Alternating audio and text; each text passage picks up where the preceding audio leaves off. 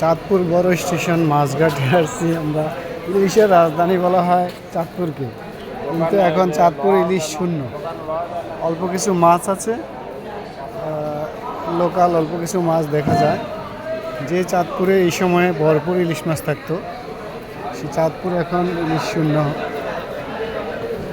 অল্প কিছু মাছ আছে এখানে। ইলিশের রাজধানী চাঁদপুর।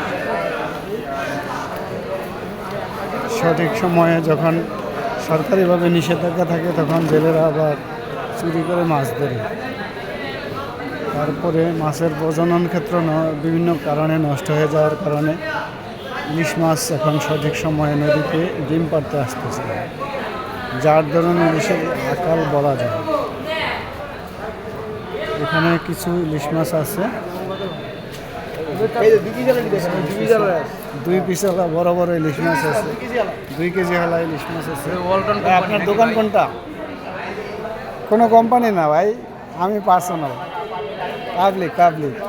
ঠিক আছে, হ্যাঁ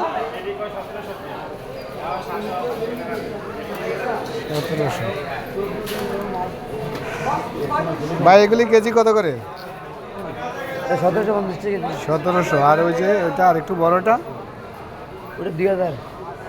এটা কি তার চেয়ে বড় না ছোট? এটা কত? আয়া নাঙ্গো করা আছে কেজি কোন না দেখি এটা খাওয়া যায়। এই যে কেন না তোরে অরিজিনালটা আছে না? অরিজিনালটা মানুষটা অরিজিনালটা কোনটা? পদ্মা এই যে পদ্মা আমি যে মোহনাটা, এটা মহানা মাছ এত বড় না। হয় নাকি? মহানা মাছ এটা এত বড় না। এই যে পদ্মা আচ্ছা, আপনার অরিজিনালটা কত কেজি কত? এটা হলো আপনার যদি নেন 1 কেজি 1100-1200 গ্রাম আছে, মানে এভারেজ দিয়ে নেন তাহলে 1850 গ্রাম। বরিশালেরটা আসেনি? বরিশালটা আমাদের নাই।